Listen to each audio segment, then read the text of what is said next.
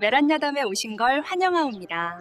구독과 좋아요 부탁드리며 이야기를 올리겠사옵니다. 옛날 옛적 영조 임금 30해 되던 해 한양 북촌에는 이른 봄눈이 채 녹기도 전에 사람들 입에 먼저 오르내리는 이야기가 하나 있었습니다. 그것은 북촌에서도 손꼽히던 남유댁 막내 도령, 남주겸이 또 무슨 일을 저질렀다는 소문이었지요. 북촌 삼첩골 우물가에 모인 안악들은 그 이름만 들어도 혀를 끌끌 찼습니다.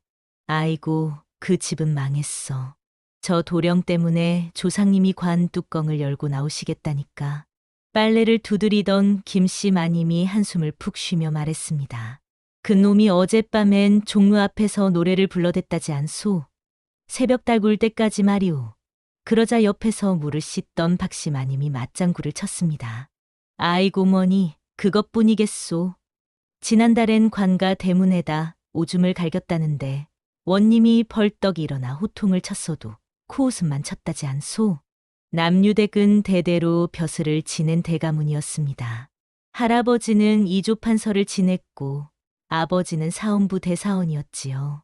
집안 사랑채에는 임금님께서 하사하신 어필이 걸려 있었고 행랑채만 해도 20칸이 넘었습니다.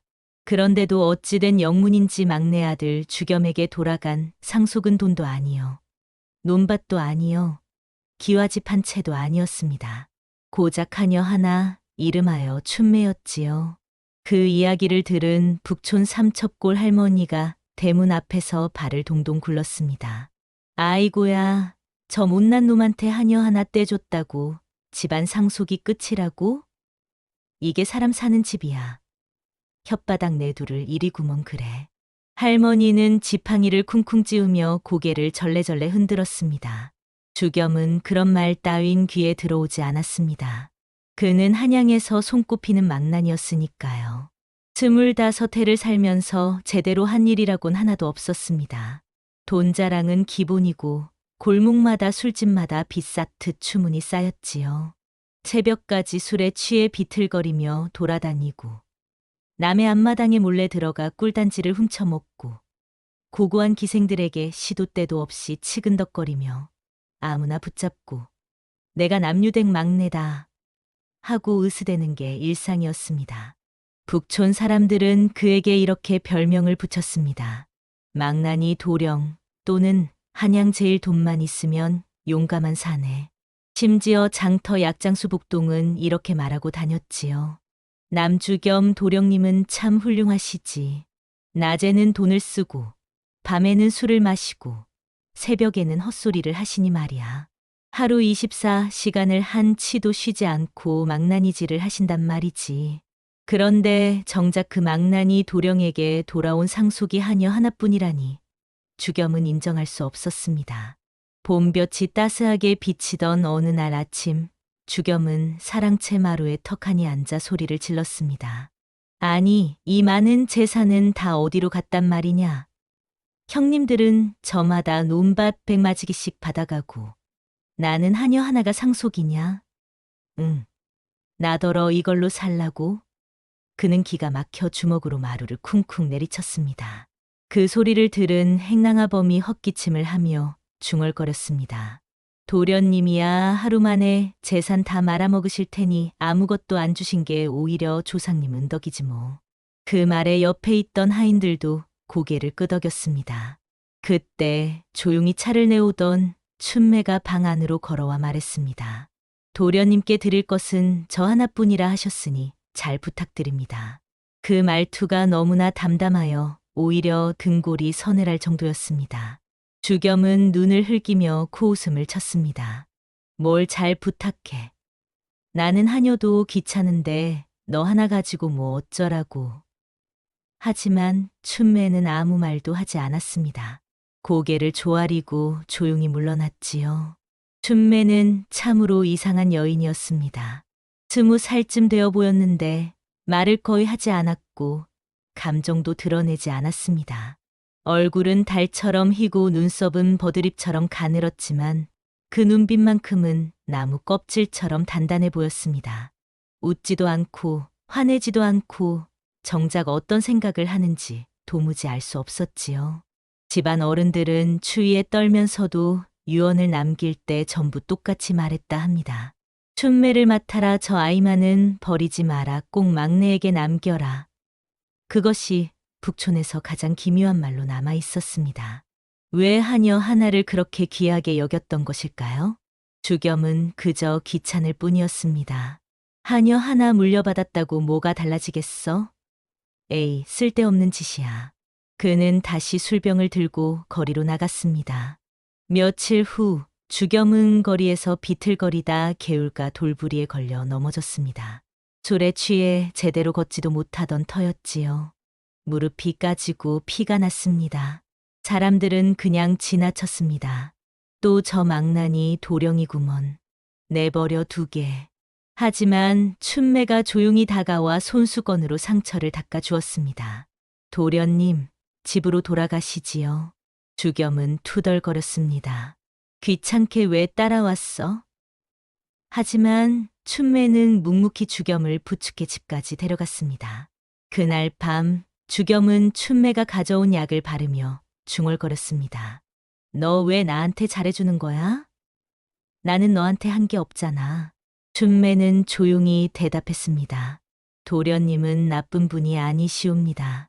다만 아직 길을 찾지 못하셨을 뿐이지요. 주겸은 그 말에 뭔가 가슴이 찔렸지만 애써 모른 척했습니다. 뭔 소리야, 나는 망난이라고. 그러던 어느 날 집안에 큰 소동이 벌어졌습니다. 대대로 내려오던 옥장도 한 자루가 사라진 것이었지요. 그 칼은 남유댁의 갑우였고 선조 임금께서 하사하신 귀한 물건이었습니다. 칼집에는 용 문양이 새겨져 있었고 칼날은 달빛처럼 푸르렀지요. 왕실 의뢰에도 들어가던 물건이었으니 그 값어치를 헤아릴 수도 없었습니다. 마을 사람들은 곧바로 주겸을 의심했습니다. 우물가에서 빨래하던 안악들이 수군거렸습니다. 아무래도 막내 도령지실세. 어제도 술값이 없어서 난리를 쳤다지 않나? 맞아, 맞아. 도령이 또 술값에 팔아넘긴 거 아니겠어? 주겸은 그 소문을 듣고 벌떡 일어나 소리쳤습니다. 내가 게으르긴 해도 도둑은 아니란 말이다.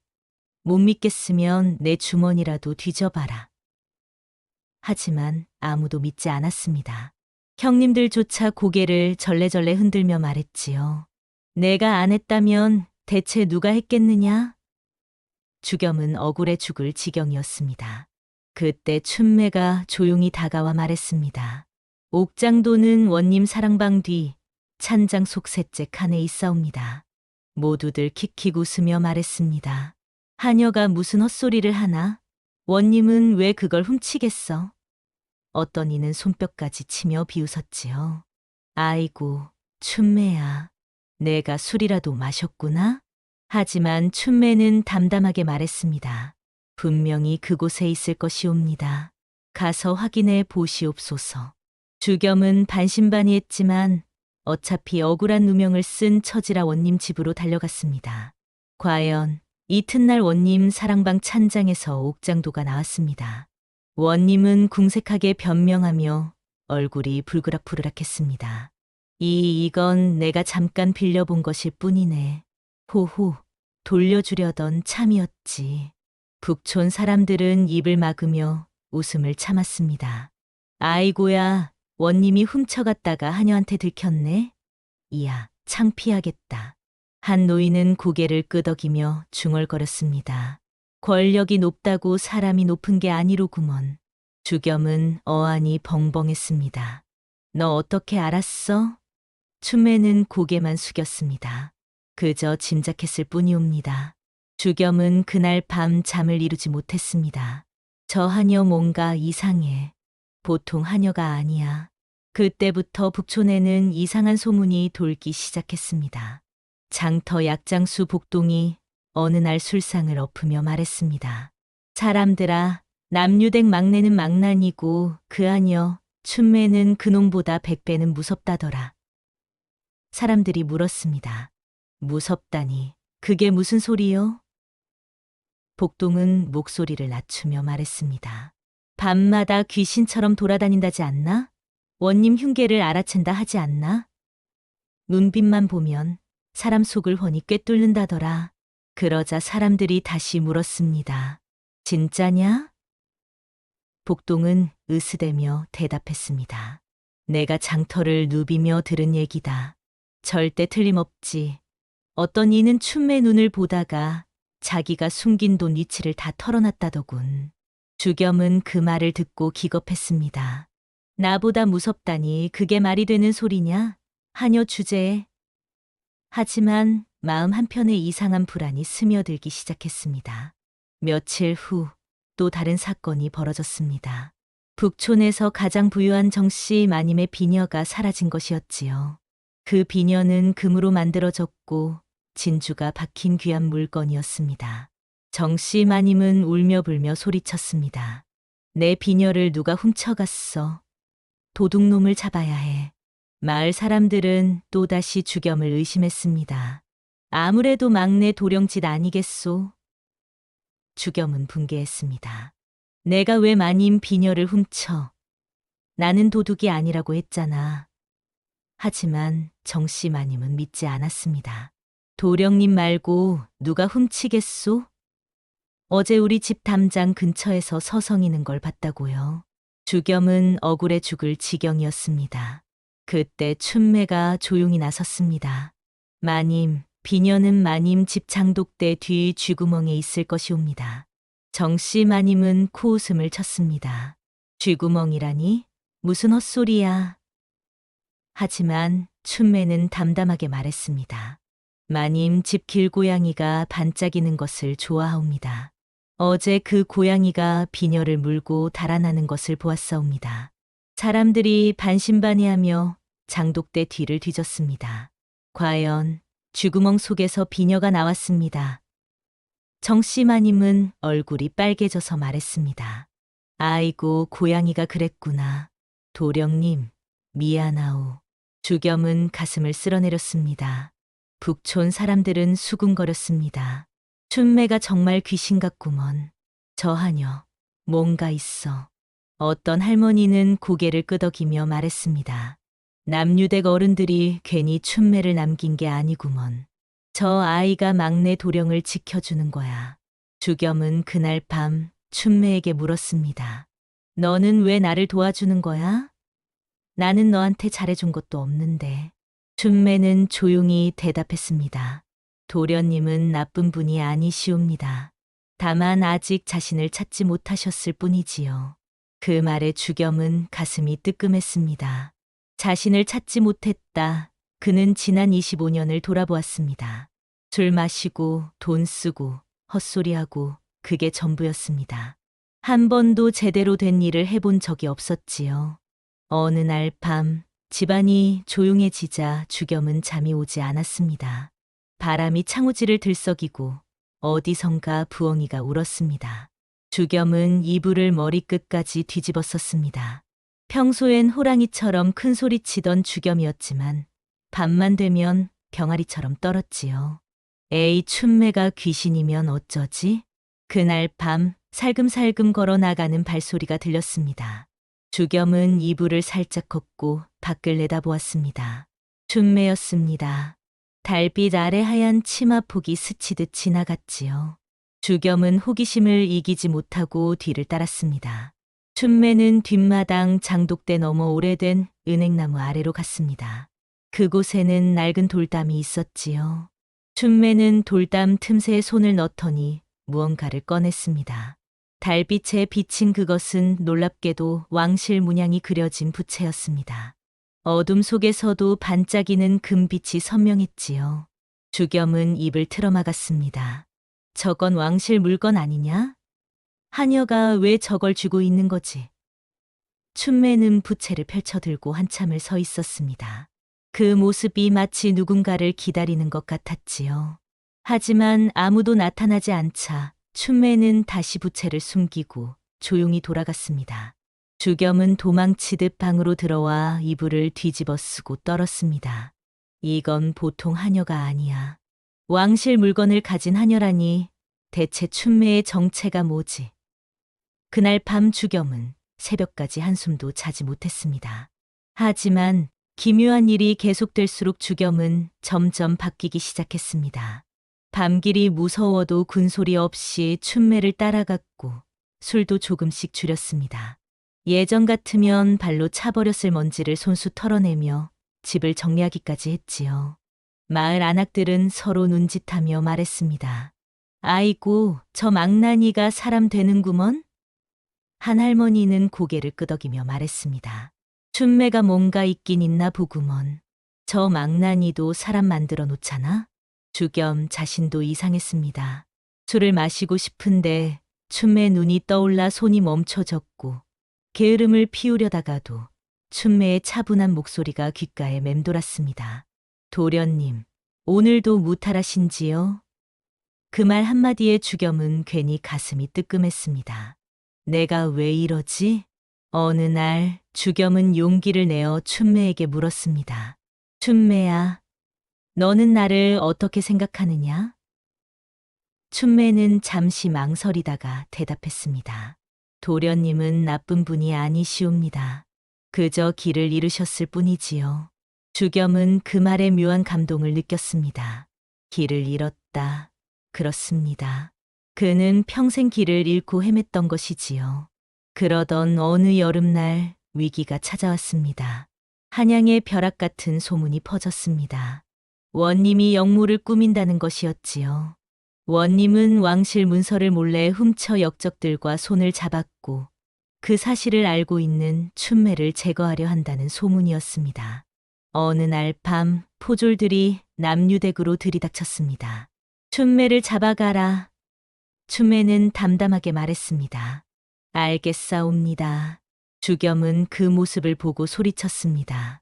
잠깐, 춘매가 무슨 잘못을 했다고. 하지만 포졸들은 주겸을 밀쳐냈습니다. 도련님은 비키시오. 원님 명령이오. 춘매가 끌려가는 모습을 보며 주겸은 본능적으로 도망치고 싶었습니다. 나는 괜히 껴서 목숨 잃을 수 없지. 발걸음이 저절로 뒤로 물러섰습니다. 하지만 길 모퉁이에서 주겸은 멈춰섰습니다. 내가 이렇게 비겁한 놈이었나? 그 말이 입에서 나오자마자 얼굴이 달아올랐습니다. 주겸은 자신의 지난 삶을 떠올렸습니다. 술 마시고 돈 쓰고 헛소리하고 그게 전부였습니다. 한 번도 누군가를 지켜본 적이 없었지요. 그런데 지금 처음으로 지키고 싶은 사람이 생겼습니다.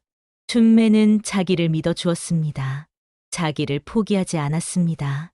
그런데 자기는 도망치려 한다니. 주겸은 처음으로 스스로를 부끄러워했습니다. 내가 사람이 되어야겠다. 망나니가 아니라 진짜 사람으로 살아야겠다. 그는 집으로 달려가 아버지의 칼 한 자루를 들고 원님 집으로 뛰어갔습니다. 칼을 든 손이 떨렸지만 발걸음만큼은 단단했습니다.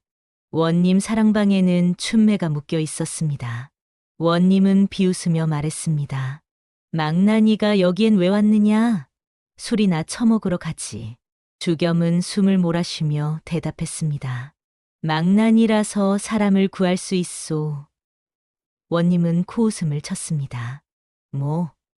내가 사람을 구한다고? 웃기는 소리 말게. 내가 뭘 할 수 있다고?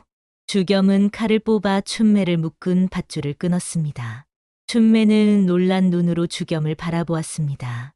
도련님 위험하옵니다. 어서 도망가시옵소서.